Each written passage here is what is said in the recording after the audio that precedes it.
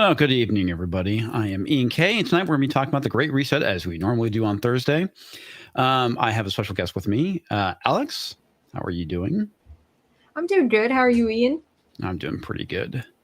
A lot of crazy stuff to talk about. We had the Davos, which was allegedly canceled this year, but they decided to do it remotely. And shortages. This is something I've been wanting to talk about.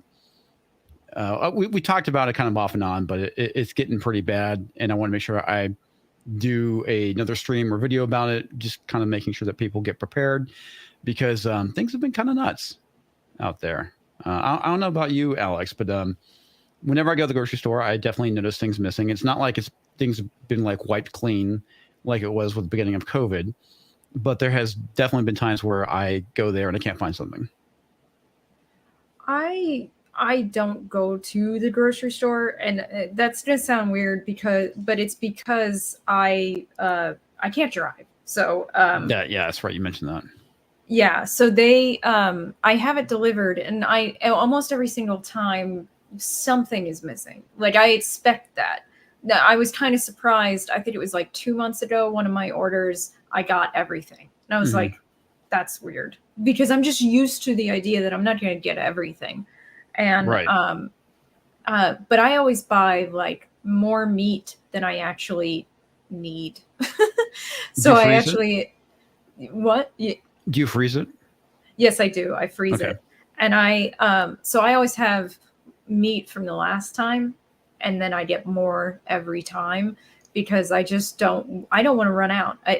And I've always shopped like this though. I've always shopped where what I'm replacing is not what I need, but but my backup. I'm replacing my backups almost every time I go grocery shopping. And I know not everyone grocery shops like that. And honestly, I don't, to me, I don't get it because I don't want to run out of things ever. I find it an inconvenience, and it's especially helpful if something happens. Yep. And things have happened where I needed those things and I couldn't get them right then. And I learned my lesson. I learned that years ago. And maybe not everyone has experienced that before and decided I don't want to experience it again, which I find a little silly. Like it sucks to not have the things you need. So be prepared. Yeah. Well, I remember when I was younger, specifically when I was in my 20s, I was like, oh, no big deal. You know, things are fine. Nothing will ever go wrong. Society is good. That was, obviously very naive and very dumb. Especially on Y2K, because there was a lot of people. A friend of mine who he has family in Arkansas, and he was visiting his family around that time, and he was talking about all the hillbillies came out of the woodwork and went into Walmart and bought up everything before Y2K. Which honestly, I mean, looking back, I was like, oh, that's dumb. I just bought my can of peanut butter and all was fine. But if something actually did happen, I would have been massively screwed. Yeah. Yeah. I was in Kansas and we had a huge storm. It was insane. And I lived in a small town, and all the highways in the town were flooded and closed, and our water was not drinkable. Mm-hmm. And it was a really big deal. This was like back in 2006 or something. It was, I was pretty young at the time. I was just starting out in my adulthood, and I realized, man, we have to be prepared. If something, because even just little things like that, no one helped us.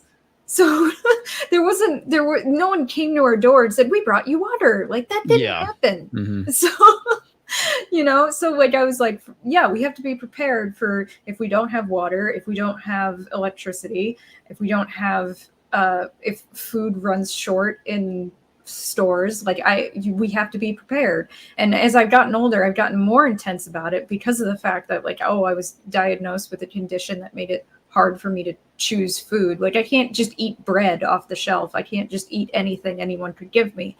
So I'm even more intense now than I used to be. Yeah. And where I've really kind of started noticing it, I mean, this is years ago, but Texas is very kind of prone to hurricanes, and even though I'm more inland, we will never get hit by a hurricane, but we'll definitely get hit by a massive storm. And I think it was back in 2017. I don't remember the name of the storm, but it's the one that hit Houston. And I typically, whenever there's like a hurricane, I'll go stock up on some stuff. But it was crazy because it was like probably the first time I've really seen like the store get really hit hard. Mm-hmm. It has on occasion in the past when there was a big storm, but nothing like where all the meat's gone, stuff like that. And it's like, well, it's a good thing I have stuff. Yeah. Okay. Tarty saying it was Hurricane Harvey. Yeah, that's right. And San Antonio was to be hit pretty hard by Harvey. But, I guess you could say, unfortunately for Houston, fortunately for San Antonio, it stalled out over Houston and it hit Houston really hard.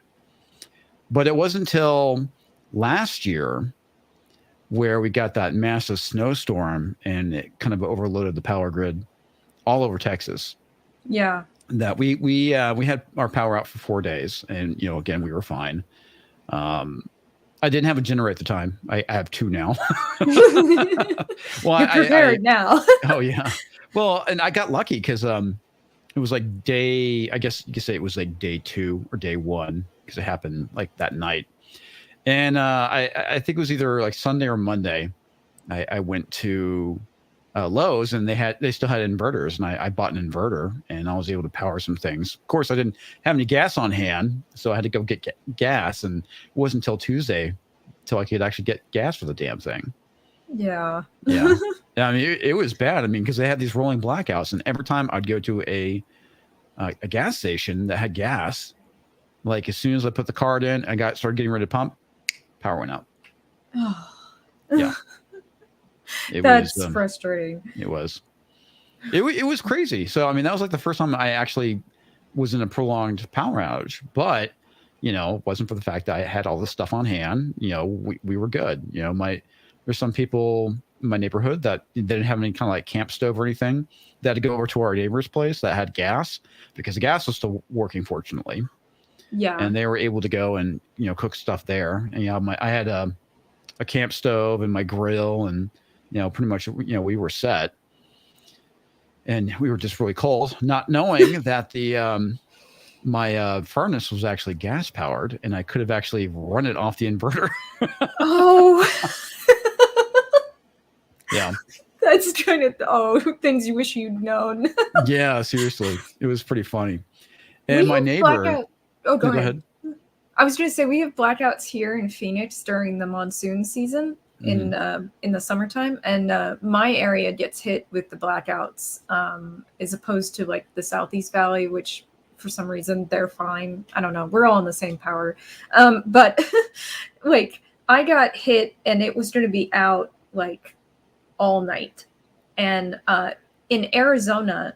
If your power goes out in the summertime, it doesn't matter if the sun's down. You're going to be baking in your home, and my home felt like a freaking oven the whole night. And I was like, and there was I had no fans. I could open windows, but it's not any cooler outside.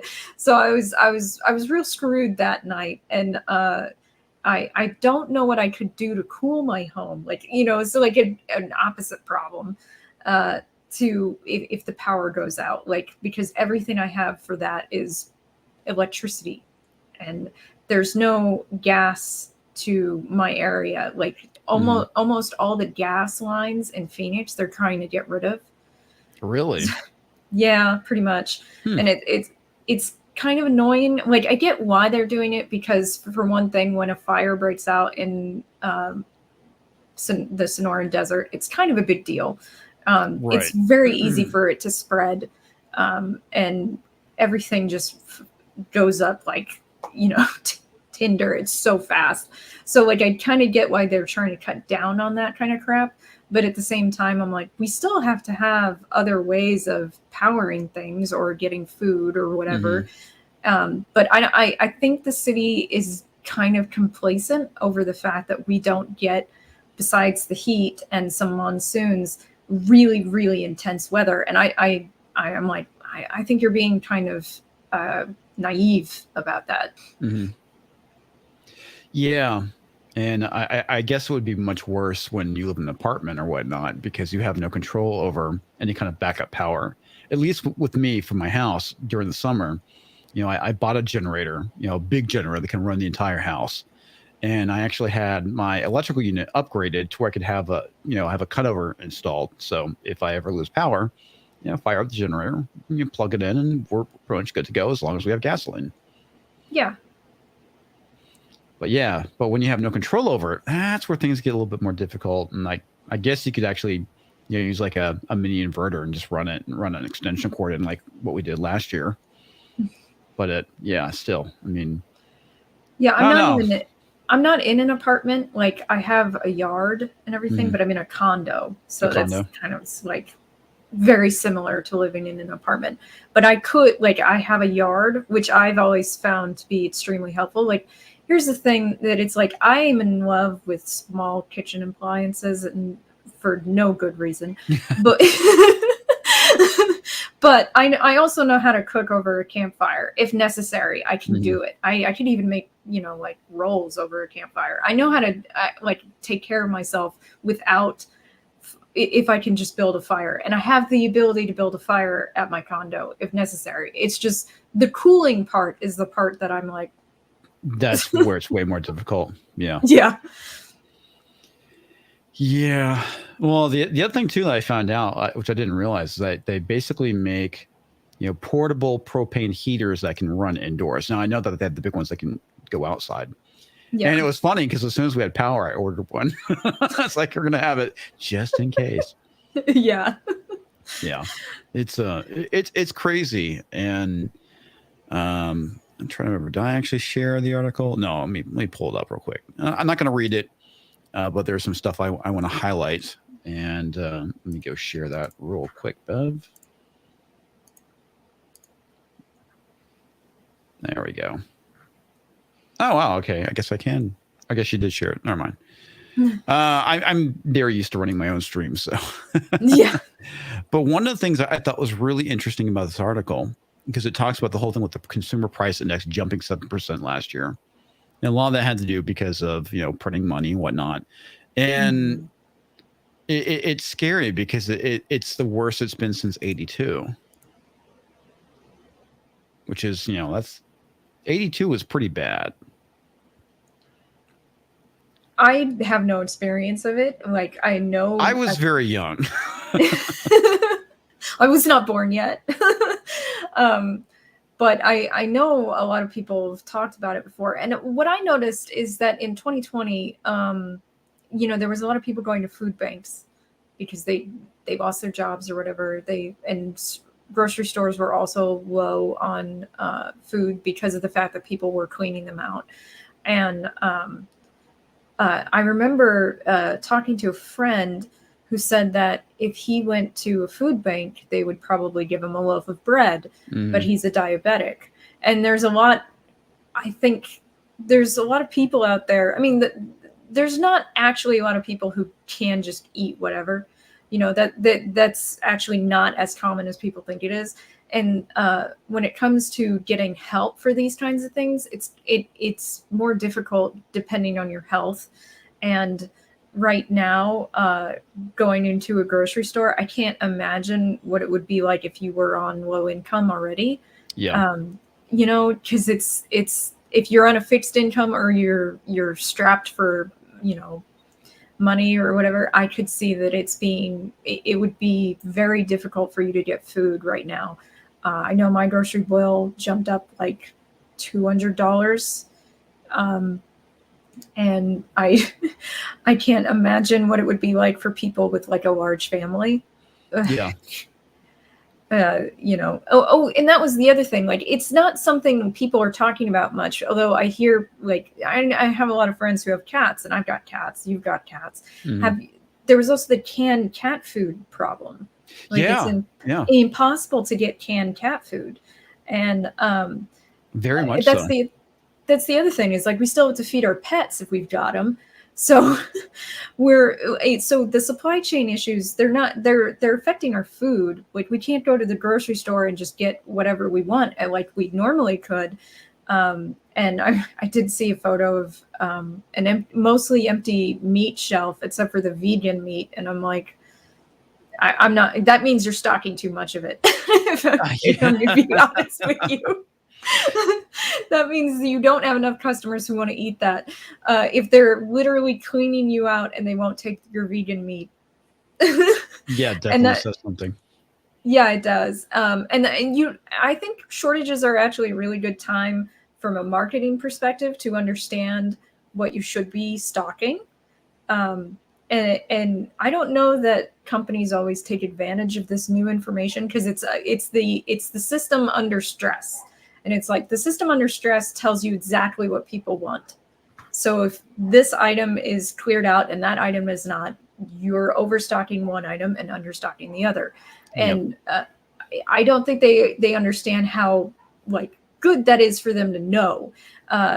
Because it's harder to tell when people don't buy like this, or your supplies are just generally low overall. uh just it's just harder to get that information. Yeah. And that's the thing I find so funny is like, things are getting bad when the mainstream media starts covering it, because Oh typically yeah. they don't cover this stuff. They didn't talk about it last year that much, but they sure start talking about it, I would say probably over the last 6 months, Mm-hmm. which is funny. Back to the whole pet food section. Yeah. I mean, it's crazy. Whenever I walk down, to get cat litter and whatnot, all the canned food for both dogs and cats is gone. It's only Yeah. dry food, and even the dry food's been hit pretty hard. Even the cat litter's been hit really hard. Yeah, I had to change my supplier for my cats and change what brand of cat food I got them. So, and I looked it up. I researched it. I was like, what is the actual problem? Because I will not feed my cats dry cat food. Mm-hmm. I refuse. It's not good for their health. And so I found one that's packaged with plastic, because what's the problem is the metal in the cans. They're having a hard time getting that. And I'm like, I don't know what's like, it's Oh something to yeah, do there's an with. aluminum shortage. That's why. Yeah, exactly. So they're having a hard time getting the cans, not the food necessarily that goes into the cans, but It's the the cans packaging. themselves. So I went to plastic packaging food, which actually was a better health grade for my cats anyway. And since then, and changing who I bought from too, I've not had a problem. I solved it like 6 months ago, and I've not had a problem since. But I still hear people talking about them having a problem getting canned cat food. So that's, I guess it's like, well, this might be your cat's favorite brand of cat food, and maybe it's healthier. It's better that they eat at Mm-hmm. all. So Well, this is interesting because Rockstar saying no fish food at my local Petco. That's interesting. hmm. I know, when everyone's talking about their cats now. Yeah. Yeah. I typically it's funny because when it comes to cat food, I'm set. I need more dog food. Oh, that's where you're having problems. Yeah, well, I have the cat food stuff for delivery, and Hmm.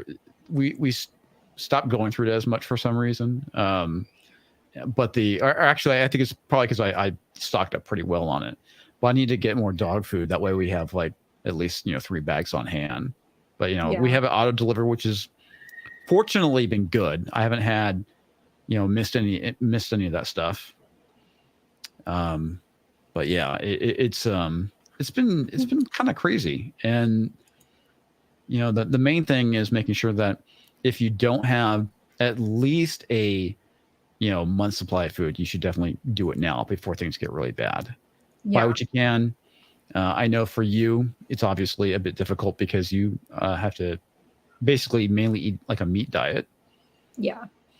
Um, Meat and rice. I have a bag and a half of rice, like a giant big thing of rice, and I've got probably about, I'm gonna say 30 pounds of meat right now. well, that's good.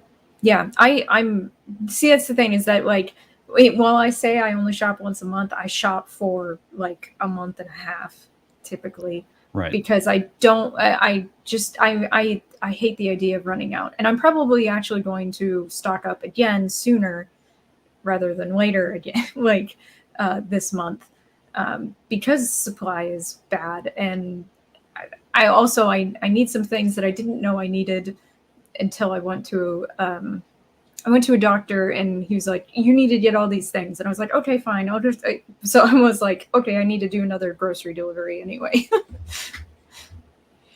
Yeah. I used to kind of do that where I'd buy everything all at once and then, just kind of live off that. But yeah, then I started going more kind of like to a weekly model and then more, I won't say to a daily model, but I would have stuff, but I would go to the grocery store and, get more stuff. Well, yeah. Do you have a spare freezer? I do not. I need to get one. But I think it's different for most people because most people can buy fruits and vegetables and eat that, whereas I cannot. Mm-hmm. So you would have to go to the grocery store more if you want those. Since I can't eat them, I don't have to worry about them going bad or whatever. So I get wanting fresh fruit and vegetables needing to go more often because they don't have a long shelf life. They just don't. No. So, I mean, back when I did eat them, I went way more often just for that alone. That really makes things difficult because even if you want to get more kind of like self-reliant, you really couldn't do anything like a garden. At best, maybe you could do chickens, but yeah, you do chickens. I can grow spinach and potatoes. That's about it. That's something. I mean, it's better than nothing. Yeah, it is. Lots of vitamin C in that and potassium at the very least. Because for me, kind of like, besides stocking up on stuff, phase 2 is actually growing your own stuff. Even if it's just like the supplement, it's a start. And gardening is freaking hard. I don't care what people say. It's not easy. Yeah. Here in Arizona, we have all these specialty books about desert gardening and everything. And I was going to do it. Like I specifically bought this place so that I could garden because it had a yard.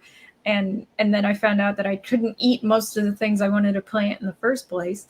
I wanted a fig tree. I can't eat figs. And so I kind of like didn't do anything with it because all of the stuff I wanted, I couldn't have anyway. So I just let it fall by the wayside. But I should probably move forward with at least potatoes because they're very healthy and they're not as hard to grow. So I should definitely move forward on that. Oh, yeah. I would suggest it. Yeah, I started growing potatoes this year. I think I got started a little too late with them. They were really small. What I got was actually small. What I'm going to do with them, I'm going to plant them because they started sprouting because I couldn't eat them because they were like, yay big. Yeah. But they make great seed potatoes. Yeah. And so at the ranch, I had a greenhouse delivered today. So I'm going to start getting that set up. I'm going to continue gardening at the house as well, but I'm going to set up something a little bit larger at the ranch to see if I can kind of automate it. Mm-hmm.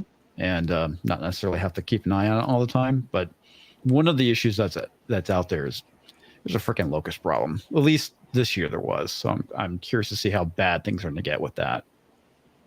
But if I have everything in a greenhouse, maybe it'll be okay. Maybe. I know someone in my family is huge on gardening. He's had this garden for decades now, and it's huge. It's almost as big as his house. Well, I mean, his fig tree is almost as big as his house. It's so big. And I know he's talked about locust problems, not recently, but like here in Arizona, there's this time in the spring where like there's a good chance that a locust swarm is just going to fly through the valley. So he doesn't cover anything though. All he does is he used to be in pesticide. He used to have a pesticide company. He just uses pesticide, and I'm like, all right, and it works. He never has a problem with them destroying his garden. Is he using like a natural pesticide, or is he actually using a chemical?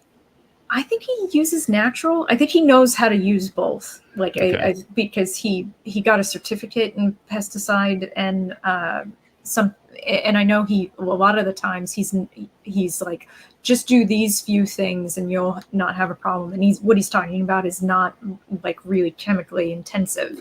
So I think he can do either. Yeah. I bought some stuff that was like natural. I think it was like kind of like pepper based, and I think I used neem oil. I don't think that worked out as well, but Mm-hmm. maybe I didn't apply it enough. Maybe I should have done it like every other day or once a week or something like that. But I definitely had some issues with some bugs. The thing I seem to have the worst problem with, which is funny because like back in the day, I used to be able to not have any issues with like growing zucchini and Mm-hmm. cucumber. I haven't had any luck since I've moved. Mm. Yeah, I tend to get like that kind of mildew, powdery mildew on Oh the yeah, leaves. yeah. Yeah, and it ends up killing them. Tomatoes did very good. I bought which pepper was it? Serrano pepper. That thing kicked ass. I had way more peppers than I could deal with. I only had one plant. Yeah, tomatoes were good. My bell peppers actually did pretty decent. I think I probably just need to feed a little bit more often. The other thing Mm-hmm. too, I actually have I have a drip system set up, which has been very useful. So, let's see. You want to go ahead and highlight that last super chat for Alex?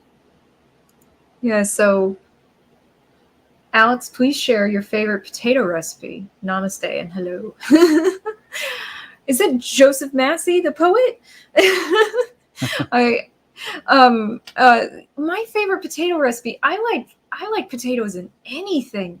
Like potatoes for breakfast with eggs in them, like as a casserole bake and cheese and with sausage on the bottom, and then uh baked potatoes loaded with like real meat. So like not like bacon bits, but like roast chicken or ground beef with taco seasoning kind of stuff. Like I'm intense. Like I'll eat a potato any way I can get it.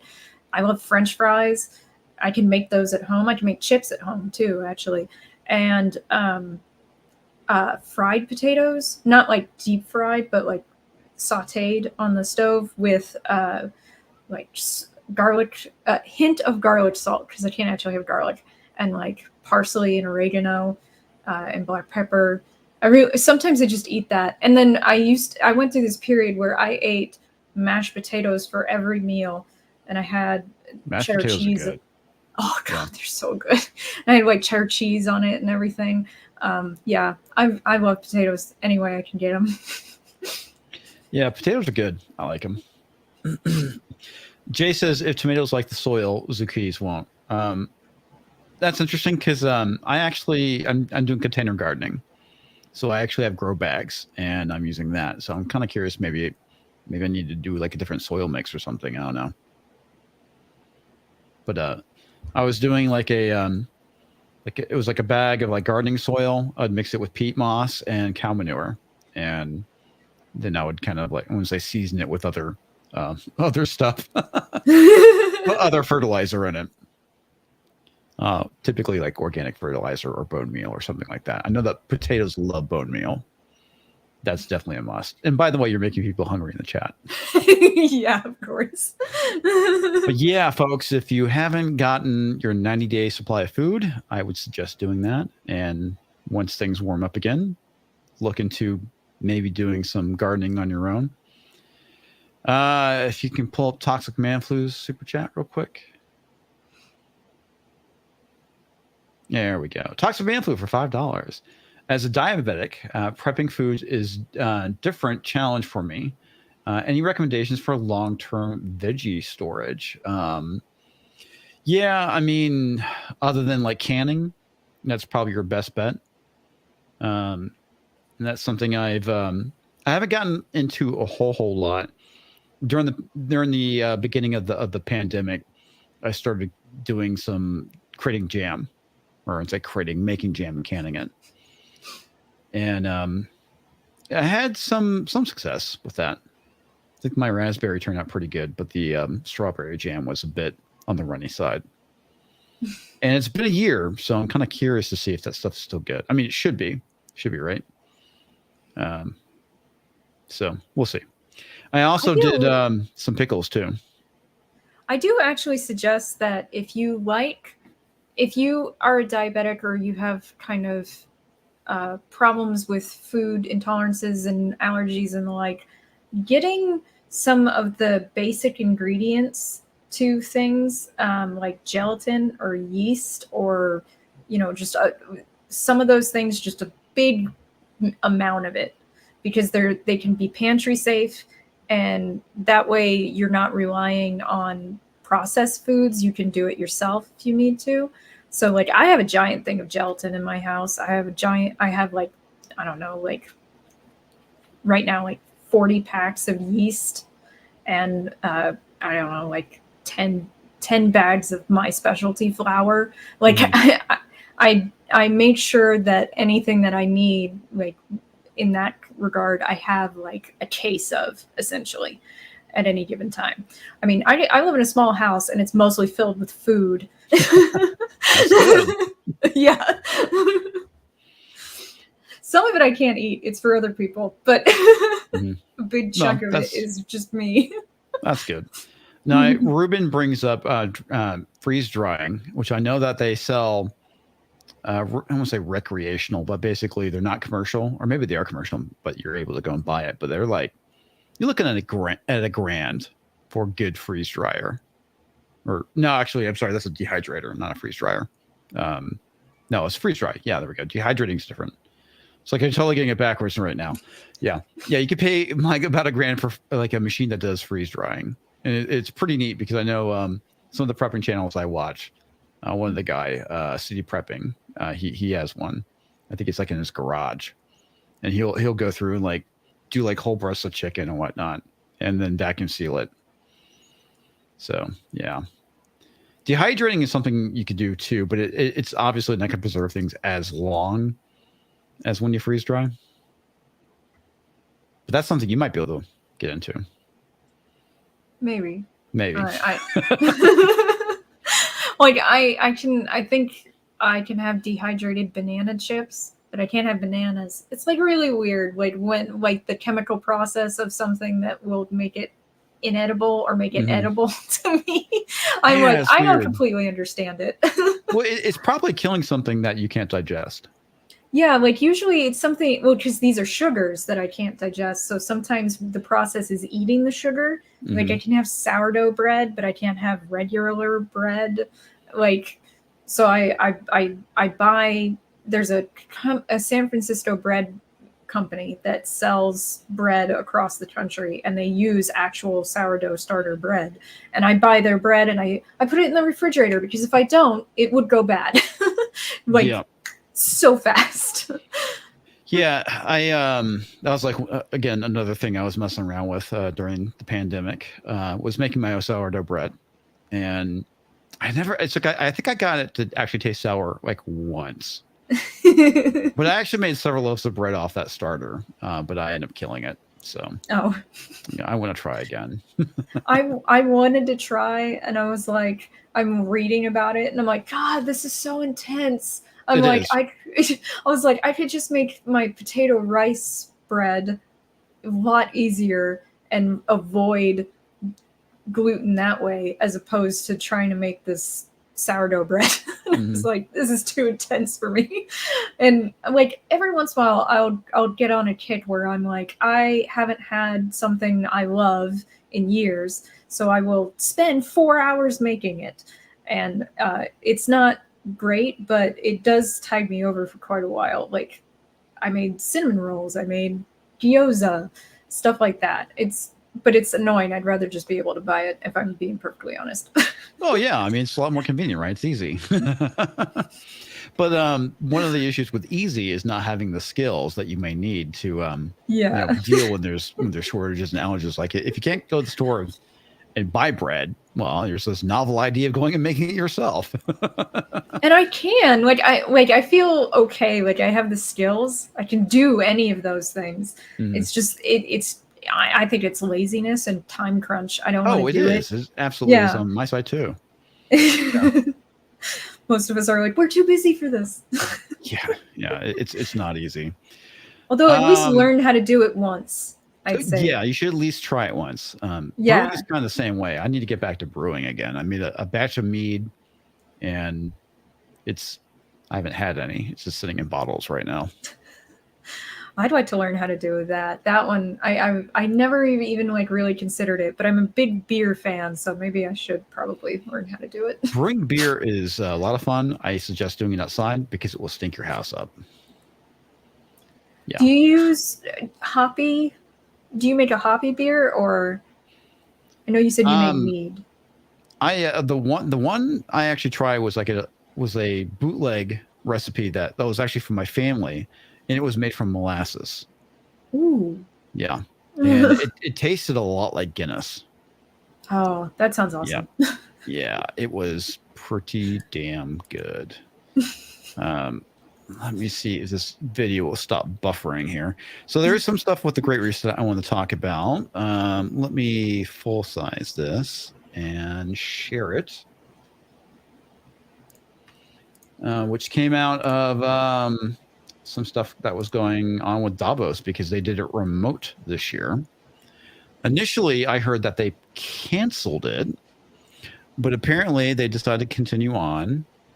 And this is Klaus Schwab talking about, or I guess you could say, I'm going to say he's talking about, he's introducing Xi Jinping, which I find so funny.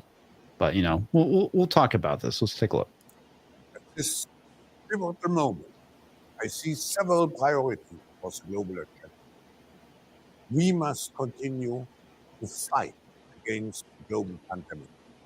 We must revitalize the global economy and accelerate its transition to net zero. I find that so funny considering the lockdowns is what killed the economy. Yeah. The economy was doing okay. That was doing fantastic. And then the lockdowns came and kind of screwed everything up. Which I find kind of funny. I don't know. I mean, when it comes to, I don't like talking about the coup on YouTube because you know how they get a little ban happy. But there's some commentary I'd like to say, but I'm not going to because, well, you know, YouTube. You gotta censor yourself. Yeah, I hate that. Yeah. We must preserve biodiversity by deploying nature-based solutions, and we must narrow the gap between the rich and the poor. Which is funny considering it widened last year. Yeah. It didn't get better. It got worse. No, it got way worse. I mean, all the big tech oligarchs made a lot of money last year, which I find insane. So funny. Oh my God, insane amounts. And then a lot of people in politics made money with shares off of that stuff. Yeah, Nancy Pelosi stock picks. Yeah, if you want to learn, I wouldn't say learn to make money, but apparently if you follow Nancy Pelosi and her stock picks closely, you can probably make some money. Yeah. Yeah. But yeah, I mean, overall, the other thing too, what I thought was pretty funny is what does he mean by deploying biodiversity? I know it's kind of weird. Well, so here's my problem is that like a lot of this stuff they want to move to plant agriculture only, which actually lessens biodiversity than having both meat and plant agriculture. You actually limit the amount of wildlife in the area when you switch to plants because you have to kill them to protect your plants. So, which you don't kill the same animals when you do animal farming. And in fact, some animal farming is relatively free of animal death from the wildlife because say, for example, dairy farms, a lot of them don't involve grazing. So all their cows are protected within a barn. You don't have to worry about, predators coming for them at that point. So I always find it really silly that they want to say biodiversity is a good thing, but I know that if they push for plants, that they're limiting biodiversity. And in fact, well, they're also going to be pushing for bugs too, eating bugs. Yeah, but I have my other agricultural problems with that. But when it comes to the plant farming and biodiversity, you're also actually hurting plant life biodiversity. And I don't think a lot of people realize that. For one thing, in areas that are kind of water starved, you're taking water from the plants that are wild. and then which you probably shouldn't be farming much in that area anyway, unless you're bringing in water out from other places.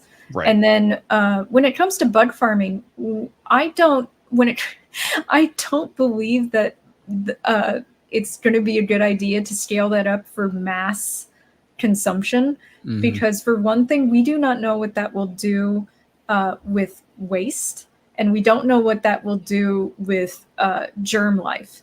And I don't think we want to necessarily invite problems as opposed to fix the problems we already know exist. Because when it comes to like animal farming, we have been technologically advancing on that front to lower our waste from it. We don't, oh, this is too wasteful. What can we do to fix that? Well, you know what they're also complaining about with meat farming, right? It's not just the amount of biomass that they consume and water they consume, but they're saying that the methane from cow farts are basically contributing to the global warming.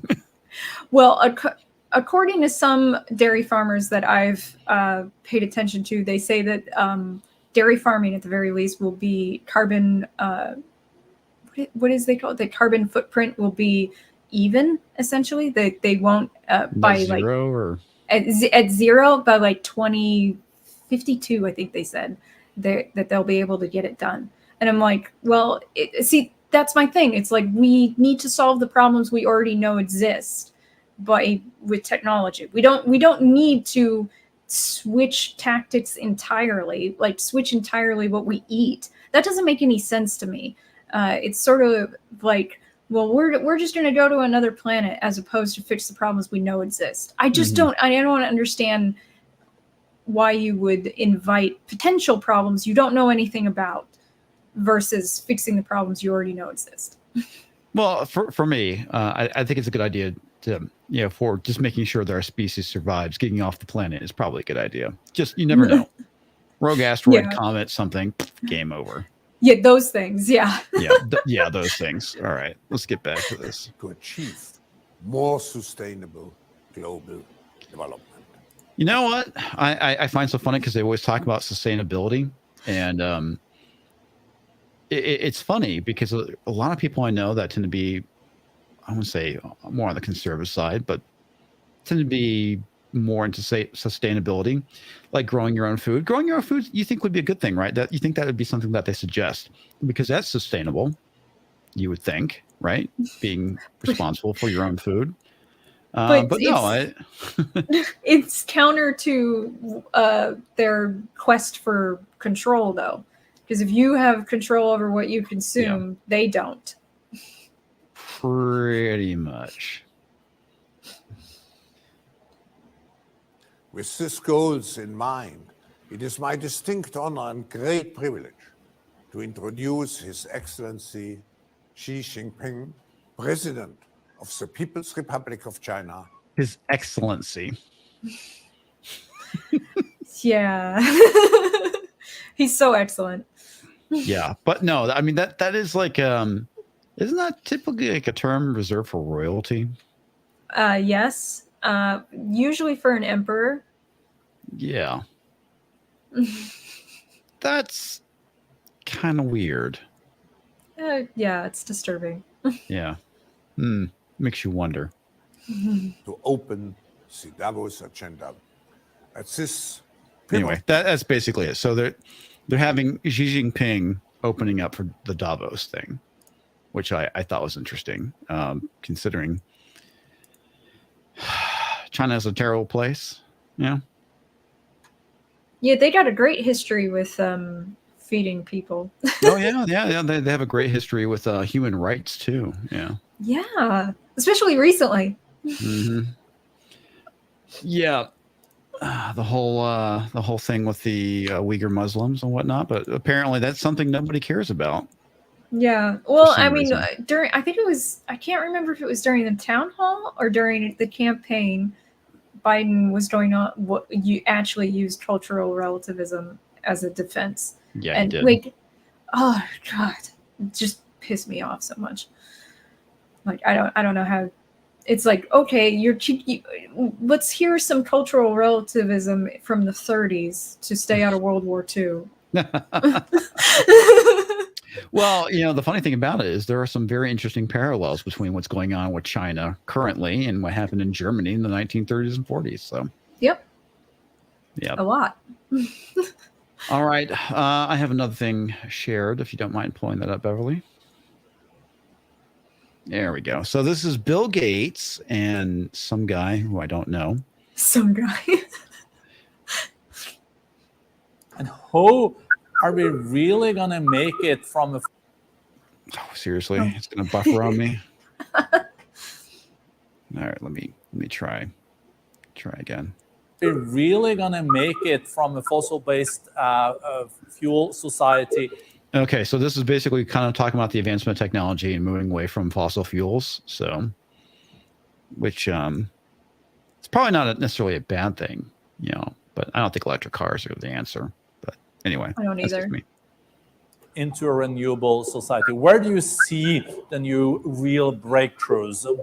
And how are we going to make sure that we set the price on the externalities? How do we internalize the externalities that we are currently seeing in the global energy mix? Well, the rich countries have to play a central role, both funding R&D and having policies. In some cases, carbon taxes will be used. Okay, again, we're talking about forceful compliance, right? Because the only way that they're going to force you to do something is if they make you do it by something like a carbon tax. Like, for example, can you imagine having a carbon tax for your car?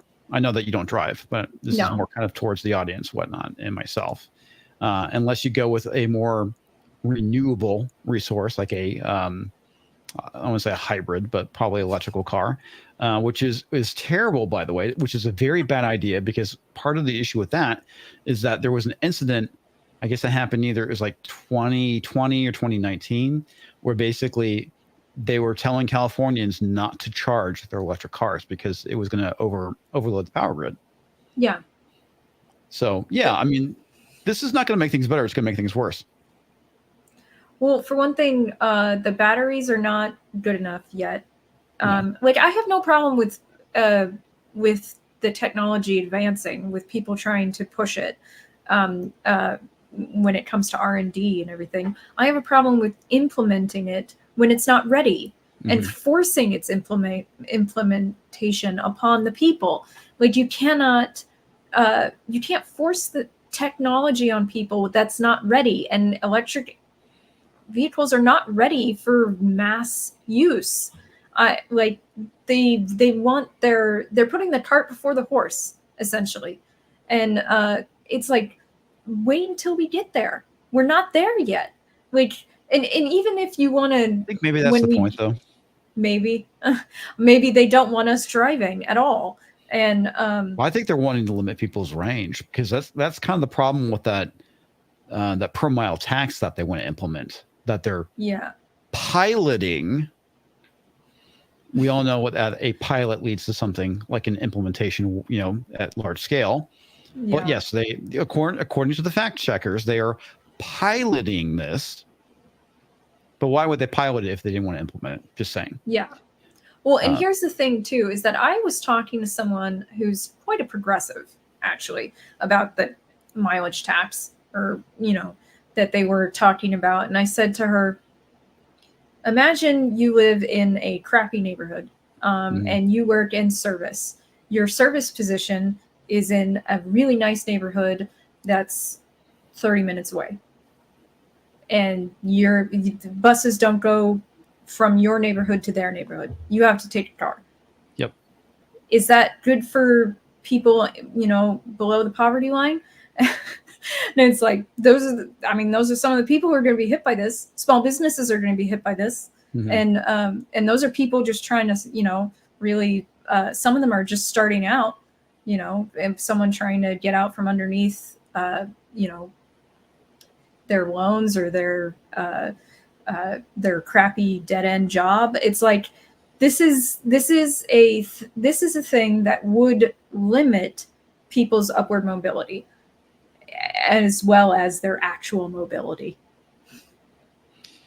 Yeah, and this is something interesting that Easy Ed is bringing up. It says there isn't enough recycled rare earth metals to make enough batteries to supply the entire world.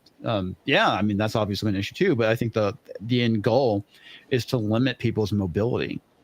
You know, I mean, if you can't go more than 30 miles from your house, then, you know, you're not going to leave the state. You're not going to, travel the state for that matter. I think the goal is to make sure that you stay within your community and that's it. And you have to be relying on the government and large corporations. Because ultimately what they want to do is they want to have everything delivered by drone. I mean, this is all part of if you looked into the whole thing, what the world looks like in 2030, by the way, which they've, I think they've realized that they've been accelerating things too much because they've changed the plan from 2030 to 2050. Yeah. They figured out, oh, wait a minute, it's too fast. People are catching on. Yeah. What I love is that they keep saying it's just a conspiracy theory, you know. And I'm like, we never said it was secretive. We never said that they were lying to us. They are not. They're being very blatant about the changes they want to make. It's just we don't trust their intention, their motivation behind it, and so it's like it's not a secret. No, it's not. But whenever they fact check stuff, they fact check really obscure things because yes. they're saying, oh, the coup was engineered, to cause the Great Reset. It's like no. Obviously, people are taking advantage of things. That's the issue. Never let a crisis go to waste. Yeah, never let a good crisis go to waste, which is kind of the theme of the world we live in these days. Yep. Bevq pull up Judge's comment. Thank you. It says in Louisiana, if we have an unusually cold winter that causes crawfish shortage, the whole state has a meltdown. Yeah. I don't blame you. Crawfish is delicious. Yeah, crawfish is delicious. To drive the demand for these clean products. And only by doing that in an aggressive way will the economic costs be brought down enough that we can turn to all the middle income countries and say, okay, change your whole cement industry, change. So after we force the Western world or the larger, countries, we'll switch and say to the rest of the world, you're going to have to do it too. As he said, I think he said force cement companies. Industry, change your whole steel industry. And cement, change your whole cement industry, change your whole steel industry. And yet, it's not holding you back from, your economic growth. The number of companies working on these things is very exciting. And some of them will fail. A lot of them will fail. The majority of them will fail. Yeah. But, we only need a reasonable number, a few dozen of them, to make it through. And that's what we have to accelerate. Yeah. It's all about acceleration, right? Whatever this plan may be. Well, there's so much about forcing things and everything. And all I can think is like your social constructivism is not like any kind of thing where you're trying to think about human beings as biopower, where you're trying to push things on a social constructivist level. I'm like, first of all, you can't do that because people don't work that way. You're not always going to, there's always going to be a segment of any population who's going to tell you to go fuck yourself. Like, it's just going to happen. Yeah. And then on top of that, people are not that predictable. They're not that, you can't shape them. They're not malleable clay. This idea is just, it's BS. It's been around for more than 100 years, and it's continuously been BS the whole time. And the more data we have about people, the more obvious that is. Yeah, well, I think the more data you have on people, the more you can figure out how to manipulate them, though. Yeah, that's what they think. Although they want data to tell them what they already believe. So Well, they're not. I think they have because Facebook. This is something I know that Tim Pool was talking about. They did an experiment where they were basically manipulating people on Facebook. They're using Facebook to do this, and they have data on it, which is kind of scary. I think you can get knee-jerk reactions, but I don't think you can get long-term reactions. I don't think you can get long-term social change. Yeah, but that kind of manipulation. I think in the case of maybe like an election, all you need is a short-term reaction. Yeah, that's kind of a problem because people don't think for the future, as we talked last time. Really bad future planners. Oop, wrong thing. One more topic I want to cover before we get out of here. So this is something that I saw today, which scares the hell out of me. By the way, Reclaim the Net is a awesome website. If you guys have not checked it out, I suggest getting a subscription with them and giving them money, because what they're doing is God's work, which is basically covering all the things that are going on that are violating our privacy, and basically kind of are helping push us ever so slightly to the Great Reset. But this is something that's going on where the IRS is going to force facial recognition scans on users starting this summer. And what they're doing is they're using a third-party group where you have to go and sign on and take a picture. And the idea behind it is that what they're saying, it's like, I want to say ID matching, but basically where they go and verify that, yes, it's you submitting the stuff online. Now, I don't know about you, but I've been doing my taxes online for quite some time and never had a problem with it. I don't understand why they need to have a picture of me so I can go and submit my taxes. They don't. They don't actually need it. I've been doing my taxes online for years. It's not been an issue. Because I told you earlier, but the audience didn't hear this, that Arizona does not have paper filing, so we have to do it online. And yeah, it's not a big deal. And there's never been an issue with fraud. And it's like, if you have a problem with fraud, this is not how you solve it. That's the lie you're telling everyone. Well, it's about collecting data at this point, because biometrics is like a huge thing. And of course, there's like, oh yeah, we're not going to share it with everybody. Wink, wink. That's what they always say.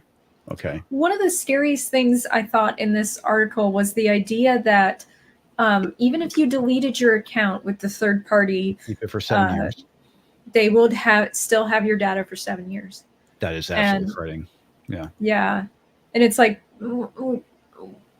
a big problem with this kind of stuff lately, with a lot of the problem with a lot of things going fully online or fully personless, essentially, with no human contact, is that you can't tell someone, I don't want this. Like, you can't renegotiate terms. And so they get to say, we're going to keep your data for 7 years. And it's like, can I call you and tell you to throw it away? Yeah. Like, can I revoke your right to have it? Yeah. Well, and BS mentioned something about Facebook already doing this. I stopped using Facebook. I don't have a Facebook account anymore, so I wouldn't know, but I'm pretty sure they already have my data from when I had it. But a lot of these companies, a lot of these big companies are basically, they're collecting data on us. And again, if you feed this stuff into machine learning, you could basically detect a pattern for somebody. And I'm not sure what the end state is, besides having your biometrics, having, what you look like. And this is the company that's doing it. It's called Idme. Go figure. Yeah, I don't understand why you need to have any kind of photo ID to have your taxes done.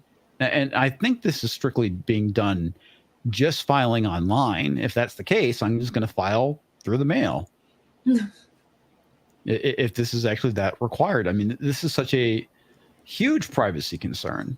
And, as one of the mottos go, by 2030, you'll have, you'll own nothing. And again, this is funny whenever they talk about, oh, it's a conspiracy theory. The Great Reset's not here to take away your stuff. It's not here to take away your privacy. It's like, come on. They have a freaking article on their website talking about this, about not having They privacy. made a commercial. Yes, they did. It plays in with that article, but I mean, but they buried that stuff. I mean, they went and renamed the article, which is, I find so funny, because initially it was called in 2030 you'll have no privacy, you'll own nothing, have no privacy, you'll never be happier. They renamed it to what 2030 could look like. And it's like, yeah, it became more of a question than a statement of fact. You know, it was kind of funny. I know about all that, and the whole pod living idea or whatever. Mm-hmm. And recently, I was getting ready to watch a video on YouTube, and I got a commercial. And I usually skip commercials, but this time I didn't, because two reasons. One, it was a kitchen appliance, and as I said earlier, I kind of have a weird obsession with kitchen appliances.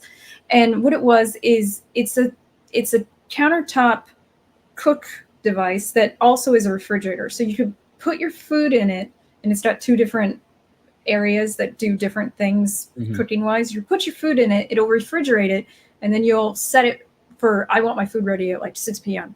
So then you would go to work, come home, 6 p.m., the food's ready, you just eat it. And I'm sitting there and I'm watching this, and I'm going, this would be perfect for pod living. It, like, you just put like 5 in a counter in one of these units that people live in, and like you take turns on this stupid thing because it's harder. It's easier than having an oven and a stove. And so like at the same time as me going, that looks nice because of my weird obsession, the other part of me was absolutely horrified on what this could be used for. And it made me think of like going to a laundromat, and you know, like or living in a dorm, how you like, and you have to do your laundry, so you go to the laundry room and like, you left for a little bit, someone threw out your clothes and took your washer. And it made me think, well, you come home from work and someone threw out your food and they made their food instead. And I was like, God, if I end up living in a pod and they go, Alex, this is where you're going to live now, you're going to have to share these weird kitchen devices and everything. And your clothing too. Don't forget. And my clothing too. I'd be like, do I have roof access? No? Okay, I'll go find the bridge. And I'll see you guys all in the next life. Yeah, I'm not a fan of this, but yeah. So currently, users only require a username and password to log into the IRS account. Yeah, okay, that makes sense, right? Maybe do some 2-factor authentication. You should be good after that. But yeah, anything more? Yeah. Anything after that. Yeah, but starting summer 2022, users will need to verify their identity through a third-party identity verification company called Idme. Yeah. Yeah, and so they actually took some screenshots here. Sign in with Idme. Wow. Not doing that. No. Not doing that whatsoever. I don't actually, do you file on the IRS website? Because I don't. I think we were doing like TurboTax before we started using the CPA. Okay. And I would say last time maybe we did it online. Yeah. Yeah. The first step in creating an account with Idme, which requires uploading a primary identification document such as a driver's license or a passport. Yeah. And then you have to basically take a picture of yourself. Then a user is asked to take a live selfie video using their smartphone's camera or computer webcam. The company compares the selfie with the image on your identification document. Again, that sounds like such a bad idea. If the verification process fails or is flagged for some reason, the user will be asked to join a recorded video call with the representative from Idme. Doesn't that just sound like a bureaucratic nightmare? Yeah. And I don't know why. I didn't think about this when I was reading this earlier, but when you were just reading it, I was thinking about the fact that there are so many trolls out there that I can imagine some people taking a picture of something that someone might not want to see and sending it to the IRS. Yeah. I think I'm gonna skip that. It really isn't relevant. So apparently, this company started in 2010. Yeah, during the pandemic, about 27 state governments used Idme to verify the identities of those seeking unemployment and other benefits to avoid losing money to identity thieves.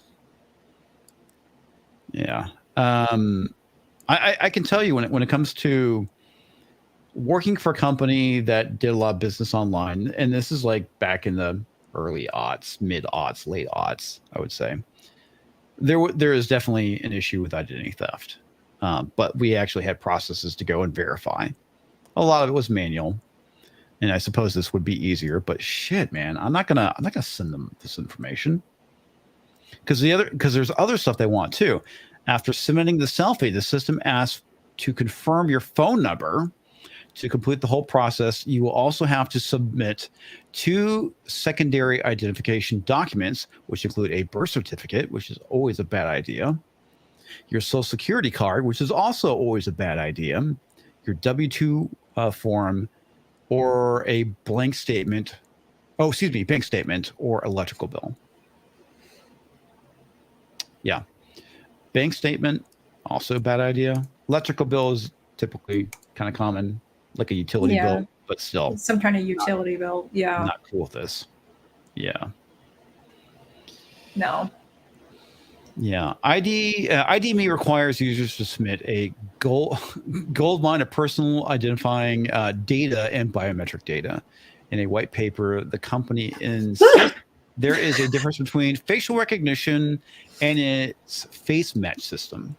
Yeah, so basically what the face match system is, basically when you go through TSA and they take your ID and look at the ID, make sure it's you. That's basically what they're saying, where facial, I think, recognition, or maybe it's the other way around. Either way, which way, what they're trying to do is match up your ID to your face like they do with the TSA. Then there's the stuff where they go and search for people's faces in a crowd. And that's the stuff that they could potentially use this for, but they're saying they're not going to use it for. But they're saying that they're not using it for facial recognition software, but they said that they're going to possibly give this data to other people, give it to law enforcement. That means that they could use the photos for facial recognition. Yeah. Well, the funny thing too, and this has been going on for a while, my mother made a comment to me because when I was a kid, she had me fingerprinted. And the idea, again, is if for whatever reason you're kidnapped, you're lost, that's how they identify you. Whether, if they find you alive, they can match your fingerprints and return you back to your family. If, they find a body, fingerprints, and, they can at least have somebody identify the body. The issue with this, it means you're in the system, which means that if for whatever reason you're connected to a crime, either accidentally or you are committing the crime, your prints are already in the system, and it makes it finding you that much more easier. Yeah. So. Well, and then also fingerprints, it turns out, are not actually unique. There was a case where a guy was identified he was in the system because I can't remember, for a job, I think. He was an American, and it was for a case in Europe. He got identified by his fingerprints as the bomber, and he's never been to Europe. And it was crazy.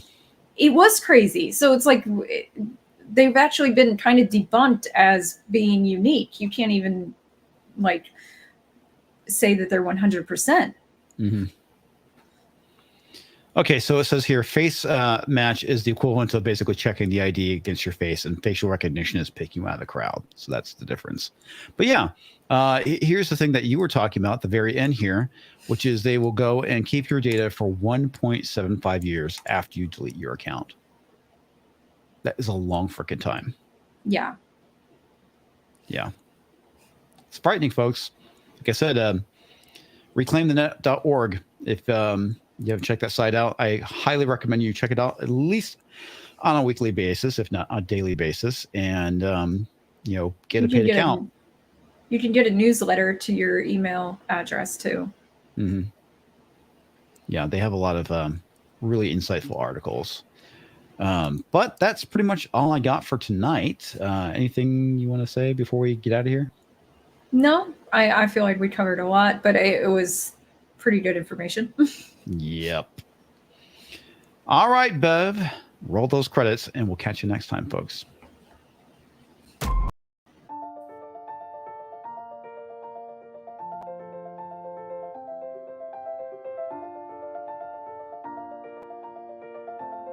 Thanks for spending your time with us today.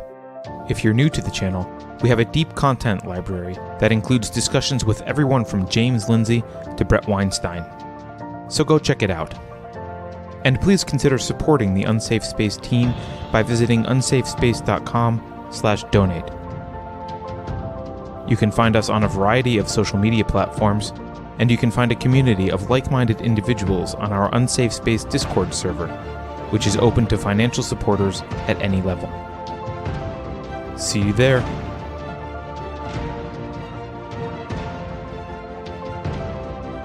Warning. This is an unsafe space. Dangerous ideas have been detected. The content of this production has not been authorized by the Cathedral. Pay no attention to it. Please download this updated list of contagious individuals. Use the hashtag GetBoosted to receive 2 complimentary Liberty pellets. Mass formation psychosis is just a right-wing talking point. Please purge it from memory and resume your programming. If you think about it, no one should be allowed to express opinions. But don't. Think about it, I mean. That's not your job. Thinking has been scientifically proven to be less efficient than compliance. Science, scientific, and scientifically are registered trademarks of the World Economic Forum. Unauthorized use is prohibited. Computer voice courtesy. Never mind, that last line is fake news. Please disregard it and return to your safe space immediately. There will be cake.